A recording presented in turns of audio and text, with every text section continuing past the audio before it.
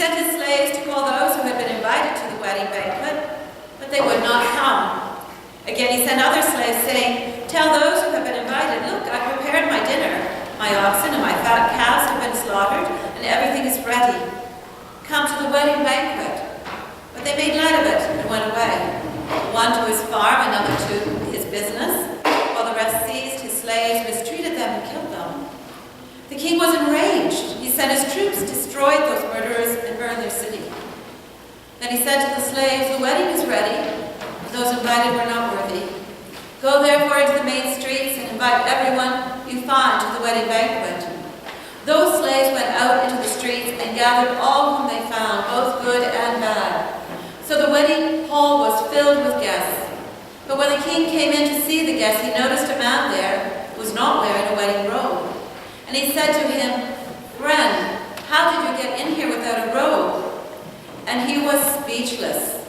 Then the king said to the attendants, "Bind him hand and foot and throw him into the outer darkness, where there will be weeping and gnashing of teeth, for many are called, but few are chosen." The Gospel of Christ. Praise to you, Lord Jesus Christ.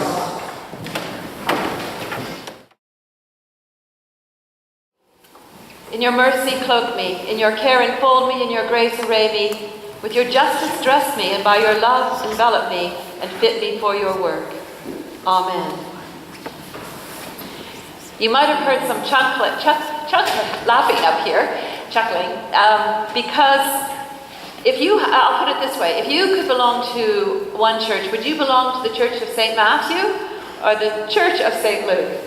I would say 100% would say St. Luke, because you have to understand, the word is the word, but Matthew has a way of telling us about the consequences of some of our choices, and we know what it is to have pain. But what both focus upon, and we can lose in some of Matthew, is the good news. But the good news is the focus. Remember how in Revelations, when everything's going on that's terrible, John says, "Where are you looking? Look at Jesus. Look and see the good news that is before you and the path before you." So we have the Church of St. Matthew today, and we're going to dwell there for just a bit. And what we hear about is something that we all have probably had. I don't know if there's anyone who's never had an invitation to a wedding. We've all had wedding invitations, and they're quite wonderful. And other things that are important. Sometimes things come up and we can't go. Sometimes we're dealing with some personal challenges and we choose not to go. We hear that this invitation comes several times, and the feeling is that people make light of it. There's a lot of reasons why we don't go to things that matter to us. If we went to everything that mattered to us, that'd be great, but it doesn't go that way. And one of them has to do with fashion anxiety. We finally get to talk about fashion. My mother was a fashion designer and made intricate silk wedding dresses, and my daughter is a fashion designer and had some clothes, and I know the detail. One of her gowns that went down Montreal in Fashion Week was incredible in the detail and the work she had to put into it. But I don't think there's anyone here, I'm not going to separate men and women on this one, but there might be some slight variations here on gender, but I know that I have been either late for something and even missed once because I had nothing to wear. And I did. But I went into anxiety. And I mean, between weddings, let's face it, you drop a few pounds or you lose a few pounds, you add a few pounds, or things are dated, and that can become a big deal. And we don't like to admit it, but sometimes we get held up on our clothing. So the reality is, of anxiety, it's there for us. And I think that can be true for a lot of things that matter to us. People say, "We didn't see you there." And we don't really want to say, "Well, I wanted to come, but I was held up by maybe a fear about something, or wasn't feeling good about this or that." But the reasons are there, and that anxiety is real. And I think Jesus gets it and understands that. And we don't want to miss that in this parable, that is being addressed. You all have anxieties that block you from enjoying and entering fully into the fullness of life that I have for you. So sometimes you're going to miss the feast. You're going to miss the celebration that would have been just right for you. So put on the right clothing. And in this sense, clothing means like our attitudes, our perspectives, our friendships. Have a fit that you wear well with your outer skin. Be comfortable. You've heard that expression. Are you comfortable in your skin? We're to be comfortable in our skin so that we can go the places that we know in our hearts are good to go, that we're being invited to, that God's calling us to. So the question comes, what am I clothing myself in? Am I wearing stuff that really doesn't fit, I don't even like? How am I allowing God to garb me these days? I'm leaving with those thoughts and moving now to our first reading, where that will still weave through, but I want to take more focus on that reading. And just leave with you those questions from the first. You're all invited to the feast, you're all invited into life. But what we clothe ourselves in, or our anxiety about it, our skin, can prevent us from fully participating. And I think that an interpretation of the wailing and the gnashing of teeth is really that we personally choose sometimes to exclude ourselves from the presence of God, from the presence of love, from the presence of support and encouragement, and that by doing that, we're isolated and we enter that place of pain, of wailing and gnashing of teeth. So take a look at Moses, because that's another really good story. DJ, you did a great job reading that to us. Okay, first of all, Moses lived 40 years with his extended family. That tells us a lot. That's a lot of togetherness with family. And it also tells us that he's getting really old. Imagine a 40-year road trip, not only with your family or your best friends, but with your full extended family, every last relative. You can't pick and choose. You get them all. And you get your neighborhood. Again, you can't pick and choose. You get the grumpy ones and the super hyper ones, the healthy and the ailing. But wait, you also get the entire city of St. Thomas. The optimists, the pessimists, the sound sleepers, the heavy snorers, the talkers, the quiet ones, the law abiders, and the crime makers. And you're all on one Guinness Book of the Record road trip of 40 years. Would you like Moses' job? Keeping everyone happy and explaining for 40 years why you're not quite there yet? The promised land, the land of milk and honey and lush green forests, gardens and beautiful homes. Well, Moses had their praise when all was well and a miracle was fresh, their tummies were full and their thirst was quenched. He kept them motivated. But he had, as we saw in the reading this morning, their mutiny and threats when they were weary and discouraged, which was often. I had a warden in a previous church say whenever a parish group or individual was difficult, that they must have put on their grumpy pants today. I suspect every day someone had their grumpy pants on, and if they were good orators, they would get others putting them on too. It would be amazing that Moses didn't take off one night and just disappear, which is exactly what happens and appears to happen to the Israelites, that he has done in the morning reading we had. Just headed up the mountain, indicating he would return, but really packing it in when up there. Who could blame him? Yet Moses loved this motley crew of humanity, and God gave him a heart strong enough to handle the stress of loving them and the places that love took them. Moses could have found a pleasant place to settle near the mountaintop, or a tree like Elijah to lie underneath and say, God, it's enough. I'm done with it.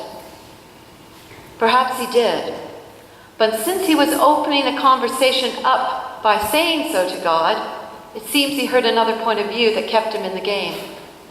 With God's grace, Moses kept the vision of the promised land in his sight line, and more amazing, in the sight line of those desert dusty pilgrims who were about to receive a new garment of faith in the 10 Commandments. But for now they're fed up with their sun-faded 40-year-old hand-me-down robes. And when you think about how we get frustrated if a hymn falls down, or the laundry machine rips or shrinks our clothes, or we get frustrated when a 1-hour trip takes 2 hours because we circle around a few times, or there's a brief construction detour on our way to work. I want you to imagine circling back and realizing you're recovering your tracks. Didn't we see that same rock formation last year? That's a long time. Many grandparents and brothers and sisters would have lived and died over 40 years. Marriages made and dissolved, babies born and toddlers reared. There would be no opportunity to linger or return to their loved ones' sacred burial grounds. Now Moses is out of their sight line, doing what we sometimes need to do even with people we love.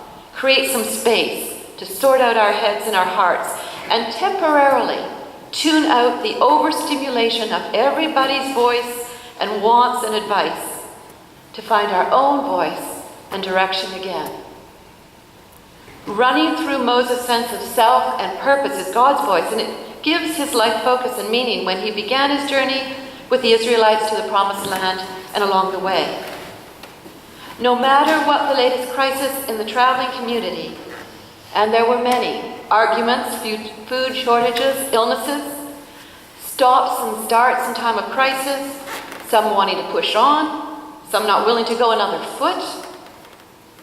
The path and instructions seem to be the same every time. Trust God's hand to guide them. Don't give up. We're going to reach that promised land. Well, that was a wonderful vision, destination, and everyone was all in. Yet, along the journey, things get rocky, and their questions and doubts are not unlike ours. At certain points in our life, we ask, is this the right path? Do I need to leave it?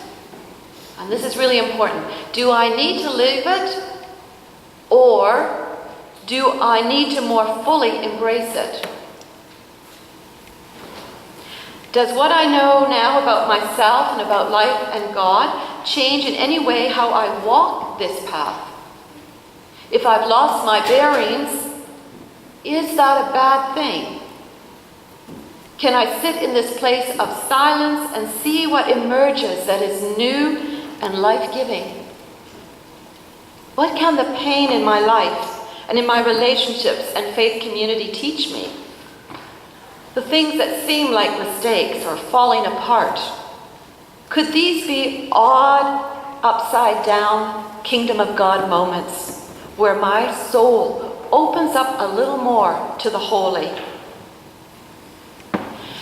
Moses is beginning to realize that the journey, as much as the destination, is God's plan and purpose in shaping a holy people. Some things in them need to be broken down, and some things built up. Some of their notions are really wacky, and they have to die, and some new ways emerge. Yes, they seem to be making the same mistake of distrust over and over again, but one day they'll all get it. Maybe not at the same time, and that's why we need visionaries in each other to support each other. Not this time. Moses will come down from the mountain and he'll find them building a golden calf, melting down all their gold and their jewelry in hopes that trading a living God for an image of God they can see, which is the very kind of worship they actually left Egypt to get away from, is the best they think now that they can do. Now, it really puzzles me, and I'd like you to give me your response afterwards if you know why, that Aaron went along with it. Now remember, Aaron shared the leadership with Moses. He's been right beside Moses, and he builds the altar. So that makes me wonder, was he thinking like, all right, do all this, and is it working for you? You know, let's just let them, you know what you do with a teenager sometime? Go ahead. You want to do that? You want to trust your friends, and that way you go for it and see what it does for you, and then they learn. So he was either doing that or, and this is good for congregations to know, leaders despair too. Leaders get depressed. Leaders have doubts. So whatever that's where they're at.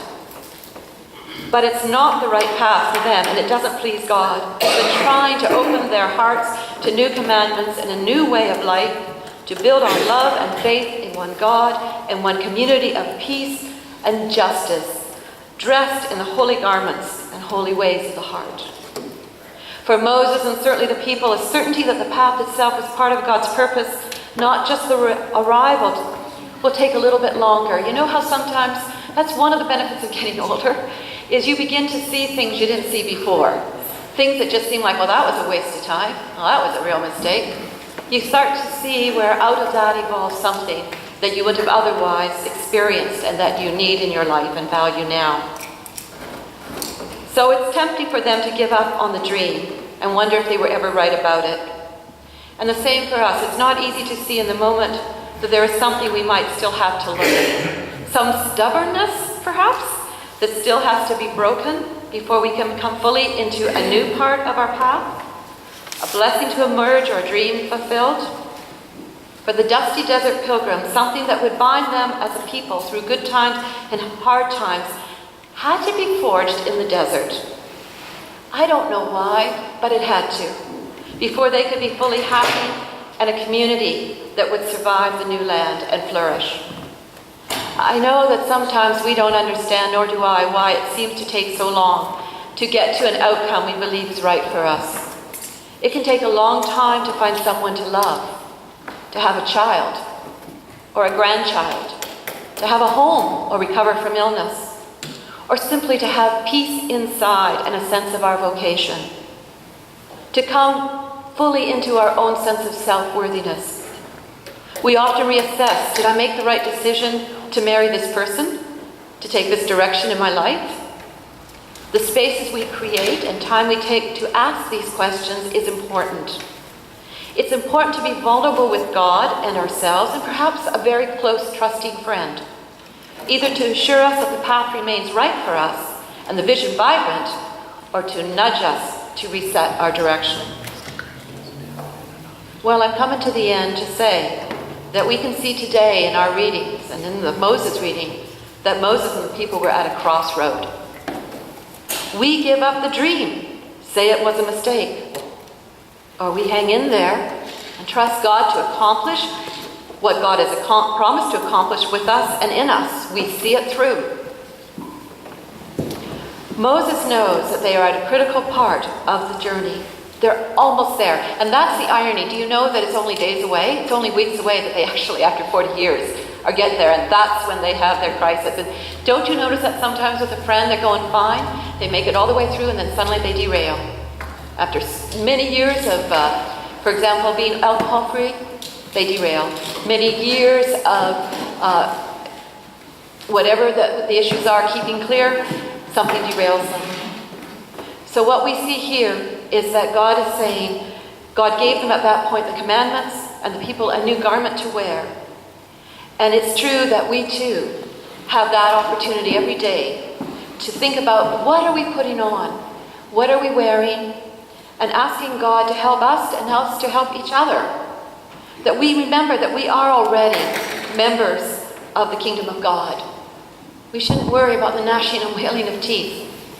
But we still might miss some of the amazing adventures that God has for us and experiences because we're fussing over fashion anxieties of faith, when indeed, instead, as we said as we began, come everyone, receive the blessings, the banquet, the love, and then share it. Share your food. It isn't yours, it's the earth's. Share your lives. They are God's. Put on the garments of care and grace. They're a perfect fit. Well, almost. For the kingdom of God. Amen. Please join in our closing song.